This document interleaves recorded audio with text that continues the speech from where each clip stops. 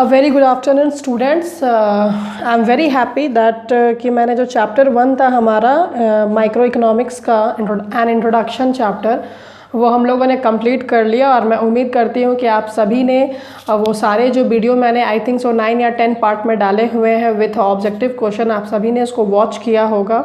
और नहीं अगर किया है तो आप सबसे पहले जा कर के, क्योंकि बेसिक है थोड़ा इंट्रोडक्शन चैप्टर, तो जाके ज़रूर आप देखिए उसको। और आज हम लोग स्टार्ट करने जा रहे हैं चैप्टर 2 जो कि क्लास 12 में एक बैकबोन का रोल प्ले करने वाला है। यहाँ ये चीज़ें आपने जस्ट स्लाइटली आपने पढ़ी होंगी क्लास 11 में भी, लेकिन इवन 9-10 में भी लिटिल आपने पढ़ा होगा। लेकिन जो बेसिकली जो चैप्टर का नाम आप देखते हो यहाँ पे सेंट्रल प्रॉब्लम, इकोनॉमी के बारे में आपने तो पढ़ा होगा 9, 10, 11 में, जस्ट लिटिल बिट थोड़ा थोड़ा हिंट पढ़ा होगा। बट इसके जो सेंट्रल प्रॉब्लम्स हैं इसके बारे में बहुत ही डेप्थ में हम लोग पढ़ने वाले हैं। इसमें जो ग्राफ है खास करके वो बहुत ही इम्पोर्टेंट रोल प्ले करता है। तो ग्राफ को समझने के लिए आपको जो थ्योरी बेस है, जो उसका थ्योरी है, थ्योरी को समझना बहुत अच्छे से ज़रूरी है। ठीक है, सबसे पहले हम लोग देखेंगे कि चैप्टर 2 जो अर्थव्यवस्था एवं उनकी केंद्रीय समस्याएं जो चैप्टर का नाम है उसमें हम लोग को टोटल पढ़ना कितना है। कोई भी चैप्टर स्टार्ट करने से पहले हमेशा याद रखोगे उसकी लर्निंग ऑब्जेक्टिव्स देख लिया करो। ठीक है, चलिए सबसे पहले यहाँ पे हम ये जानेंगे कि अर्थव्यवस्था क्या है, व्हाट इज़ एन इकोनॉमी। फिर अर्थव्यवस्था के प्रकार, टाइप्स ऑफ इकोनॉमिक्स, ये आपने पढ़ा भी होगा हल्का फुल्का। फिर है अथवा विभिन्न आर्थिक प्रणालियाँ यानी कि और वेरियस इकोनॉमिक सिस्टम क्या है, आर्थिक समस्या क्या है, what is an economic problem, आर्थिक समस्या क्यों उत्पन्न होती है, why does an economic problem arises, आर्थिक समस्या के क्या कारण है, what are the causes of an economic problem, अर्थव्यवस्था की केंद्रीय समस्या यानी कि central problems of an economy. उसके बाद है आपका उत्पादन संभावना वक्र। ये जो वक्र है प्रोडक्शन पॉसिबिलिटी कर्व, ये 5 मार्क्स 4 मार्क्स में क्लास 12 में कवर करता है ये। ठीक है, और इसको बहुत ही डिटेल्स में पढ़ाऊँगी, उसको मैं डिटेल बाय मैं जो वाइट बोर्ड है हमारा उस पर मैं डिस्कस करूँगी। जो भी कर्व वाला जहाँ आएगा मैटर मैं पूरी कोशिश करूँगी कि उसको मैं वाइट बोर्ड पे डिस्कस करूँ। ठीक है, चलो उसके बाद अपने को पढ़ना है यहाँ पे उत्पादन संभावना वक्र का खिसकाव या घुमाव, शिफ्टिंग या रोटेशन और प्रोडक्शन पॉसिबिलिटी कर्व, उत्पादन संभावना वक्र एवं केंद्रीय समस्या यानी कि production possibility curve and central problem. And this is very important. ये बहुत बड़ा, मतलब आप रीढ़ का हड्डी बोलिए या बैकबोन बोलिए, आने वाले जितने भी चैप्टर है वहाँ पे इसका प्रयोग बहुत ज़्यादा होगा अपॉर्चुनिटी कॉस्ट का। तो अपॉर्चुनिटी कॉस्ट तक जितने आपके टॉपिक यहाँ दिए गए हैं लर्निंग ऑब्जेक्टिव में, ये सारे टॉपिक अपने को इस चैप्टर में कवर करना है, किसी को भी आप ओमिट नहीं कर सकते। ये चीज़ें माइंड से एकदम निकाल दो कि हमको क्लास 12 में गेस वाली चीज़ें पढ़नी है। You have to study all, चाहे आप हिंदी माध्यम के स्टूडेंट हो, गांव से बिलोंग करते हो, कोई अप्रोच नहीं है। आज के टाइम में अगर आप बोलते हो कि मेरे को टीचर अच्छे नहीं मिल रहा है या कोचिंग नहीं है, स्कूल में पढ़ाई अच्छी नहीं होती, I don't believe in this, मैं नहीं मानती। ऑनलाइन अवेलेबल है, यूट्यूब में जाओ, गूगल में जाओ, सर्च करो, 10 घंटे 12 घंटे 8 घंटे पढ़ाई करो। पढ़ना तो पड़ेगा बाबू, अगर लाइफ में कुछ अचीव करना है then you have to study. बिना स्टडी का काम नहीं चलने वाला है। ठीक है, तो पढ़ना तो पड़ेगा। और शॉर्टकट ट्रिक पढ़ाई में नहीं चलती। पढ़ाई का एक ही फार्मूला है, हार्ड वर्क। हार्ड वर्क, सिर्फ 2 वर्ड उसका इंपॉर्टेंट है, हार्ड वर्क। जिस बच्चे ने हार्ड वर्क किया वही आगे बढ़ेगा। अगर कुछ बच्चे ऐसे भी होते हैं, थोड़ा सा उनका ईगो होता है कि यार मैं तो बहुत टैलेंटेड हूँ, मैं तो बहुत जल्दी कैच कर लेता है। I am sorry to say that, आप कितने भी टैलेंटेड हो, कितनी जल्दी भी आप कैच कर लेते हो, याद रखना टैलेंट के साथ अगर हार्डवर्क नहीं जुड़ा होगा तो वो टैलेंट भी बेकार हो जाता है। ओके, तो आगे बढ़ते हैं। हमारा जो टॉपिक है आज का, थोड़ा सा इसको मूव करते हैं, आप देख सकते हो अपने स्क्रीन पर। अर्थव्यवस्था क्या है, व्हाट इज़ एन इकोनॉमी। सबसे पहला चीज़, आप जो इकोनॉमिक्स पढ़ रहे हो उसमें आपका ये इकोनॉमिक्स नहीं वर्ड है, हिंदी में इकोनॉमिक्स नहीं बोल रहा, अर्थशास्त्र नहीं है, अर्थव्यवस्था है, इकोनॉमी है। ठीक है, तो आप उसको समझिए। एक अर्थव्यवस्था ऐसी व्यवस्था को प्रदर्शित करती है जिसके अंतर्गत उस क्षेत्र के व्यक्ति अपनी आजीविका अर्जित करने के लिए भिन्न भिन्न आर्थिक क्रियाएं करते हैं। जैसा कि हम जानते हैं, हम जो भी लोग जन्म लेते हैं इस धरती पर, हर आदमी अपनी ज़रूरत को पूरा करने के लिए वो अलग अलग प्रकार की कोई ना कोई आर्थिक यानी कि इकोनॉमिक एक्टिविटी करता रहता है।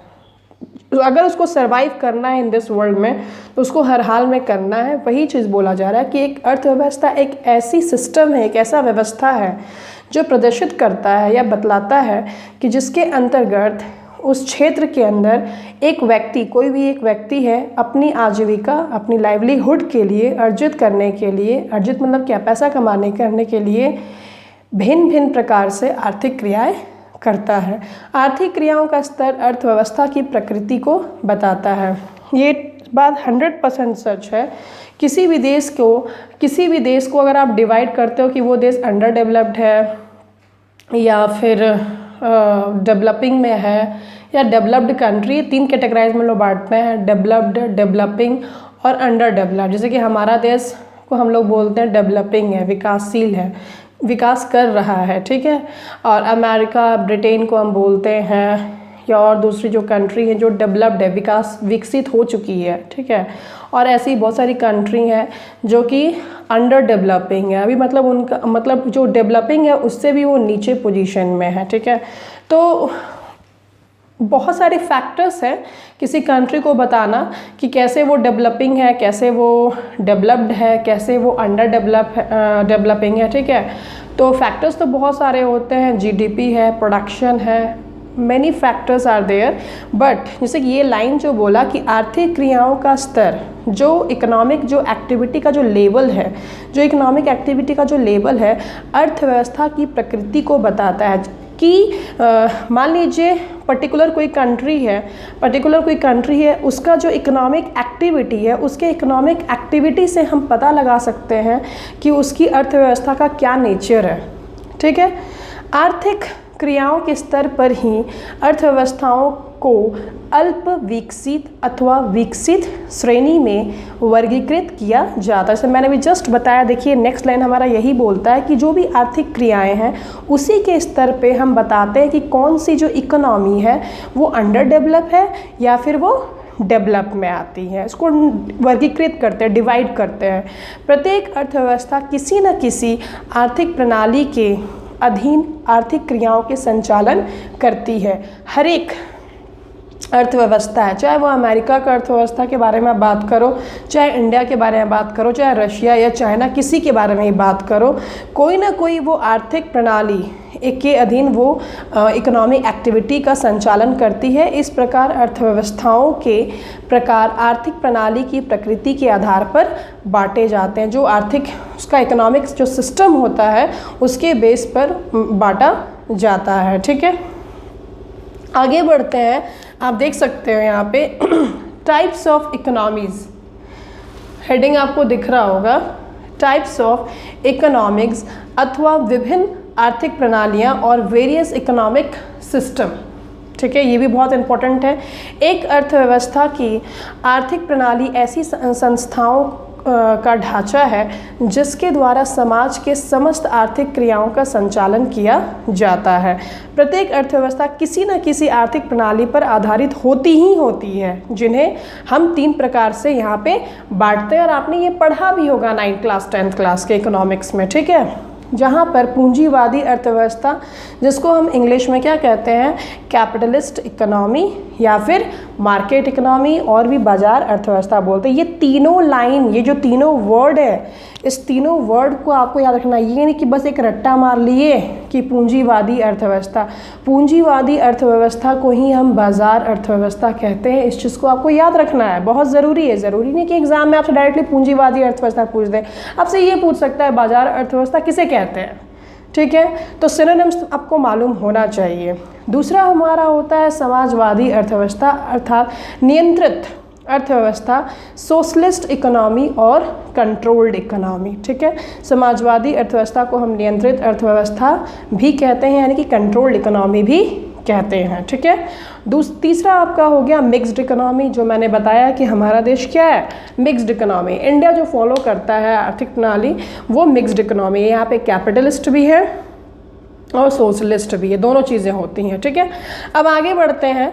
आज जो हमारा टॉपिक होगा वो उस पर हम डिस्कस करने जा रहे हैं। आप अपने स्क्रीन के ऊपर देख सकते हो, ये आपका हेडिंग है, दैट इज़ योर पूंजीवादी अर्थव्यवस्था, यानी कि बाजार अर्थव्यवस्था, यानी कि कैपिटलिस्ट इकोनॉमी और मार्केट इकोनॉमी क्या है। और एग्ज़ाम में आता है, एग्ज़ाम में ये हर हाल में 2 या 3 मार्क्स में थ्योरी पार्ट में या ऑब्जेक्टिव टाइप क्वेश्चंस में आपसे पूछेगा। आप इसको ध्यान से पढ़िए। इवन मैं आपको बता दूं, इसके जो डिफरेंसेस हैं, तीनों के डिफरेंसेस भी एग्ज़ाम में 4 मार्क्स में पूछ देगा, तो आपको अच्छे से पढ़ना है, ठीक है।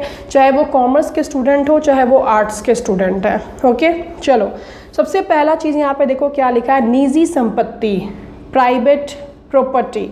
पूंजीवादी आर्थिक प्रणाली में उत्तराधिकार के नियम एवं निजी संपत्ति को एक संस्था के रूप में वैधानिक मान्यता प्राप्त होती है। जैसे कि आपके फादर हैं या आप हैं, इंडिया में सरकार का भी ज़मीन होता है और हम जैसे लोगों का भी अपना प्रॉपर्टी होता है। It's very simple to understand, बहुत आराम से समझ जाओगे।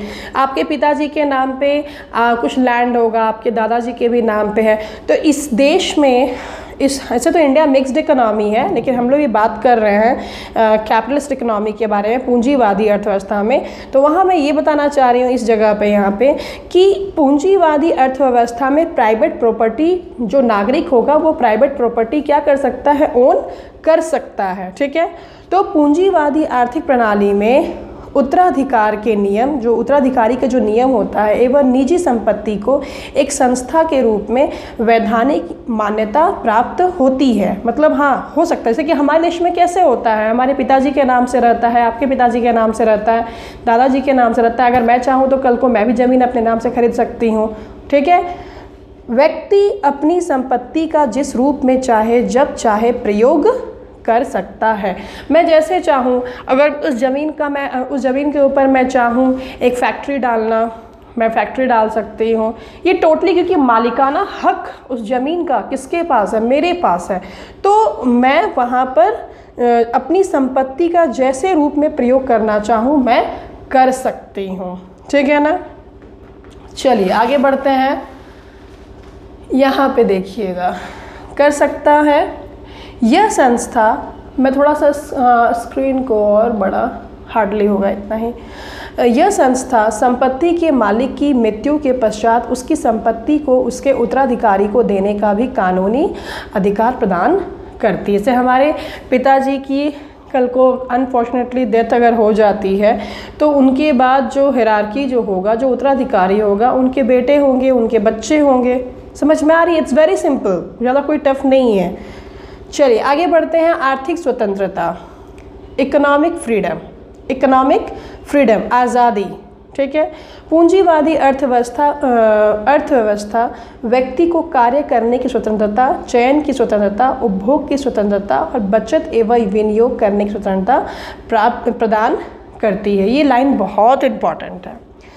आर्थिक यानी कि इकोनॉमिक फ्रीडम में क्या है कि जो कैपिटलिस्ट इकोनॉमी होती है वहाँ पे कोई भी व्यक्ति को किसी भी प्रकार के कार्य करने की स्वतंत्रता होती है। फ्रीडम बहुत अच्छी होती है।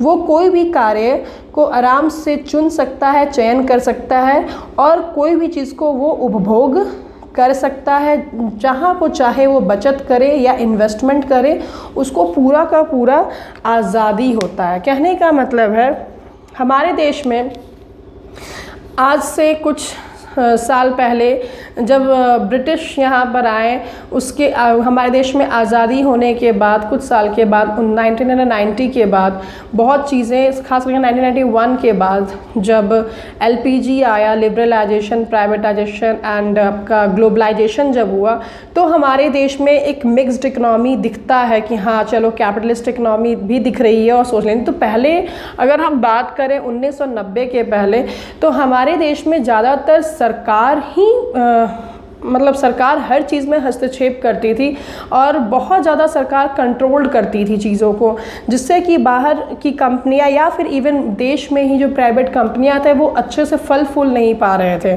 ठीक है, या उतनी फ्रीडम नहीं थी कि कोई भी मतलब कि कंपनी कुछ अगर ओपन करना चाहे तो उसे परमिशन लेना पड़ता था, मतलब बहुत प्रोसीजर बहुत टफ हुआ करता था। लेकिन आज आप देखो बार भी चलता है विथ अ लाइसेंस्ड।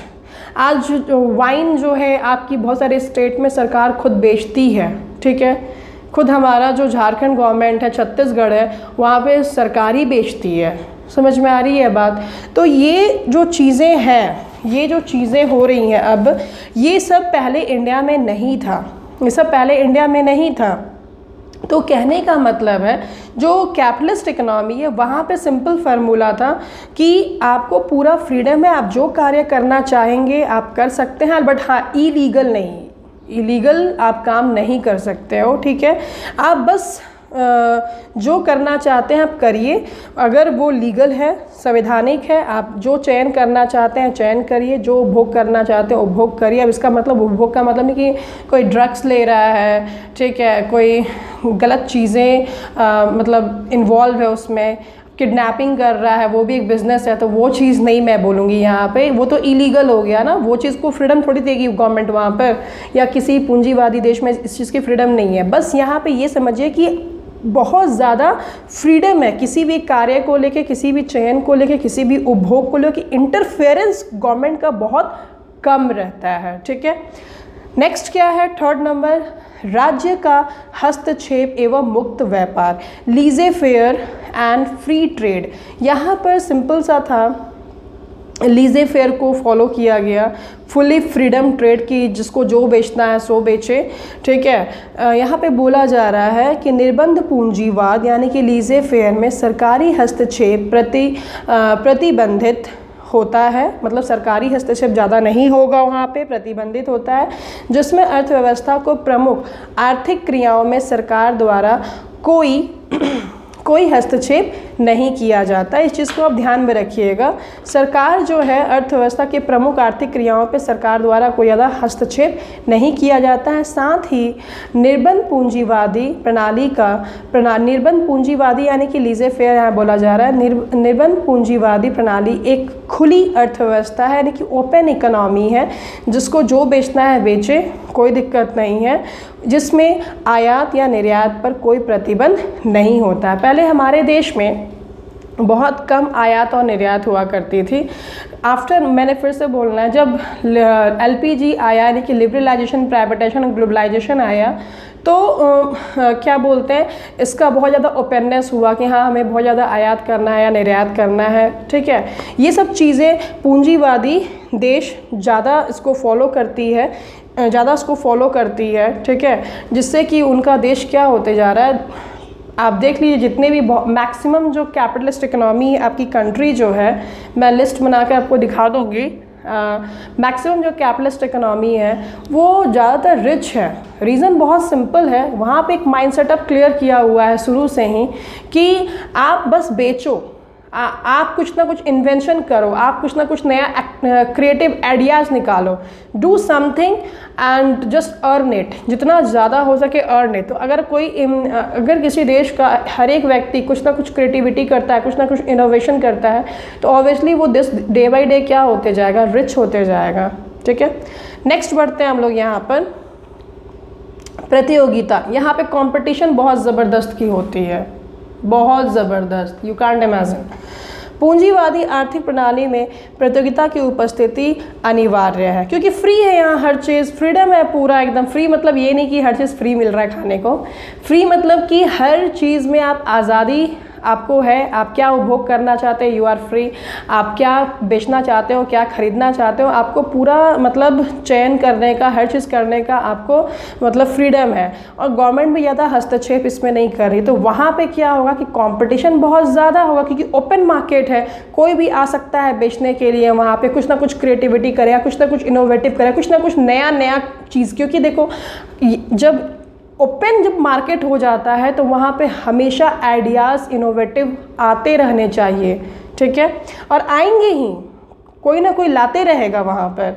तो यही है कि पूंजीवादी आर्थिक प्रणाली में प्रतियोगिता की उपस्थिति अनिवार्य होती है। बाजार की शक्तियों यानी कि मांग एवं पूर्ति के मध्य सामंजस्य एवं संतुलन प्रतियोगिता के कारण ही संभव हो पाता है। सिंपल सा बात है, जहाँ पे कंपटीशन क्रिएट हो जाएगा तो बाजार का जो मेन पावर है वो किसके ऊपर शिफ्ट हो जाएगा, डिमांड और सप्लाई के बीच में हो जाएगा।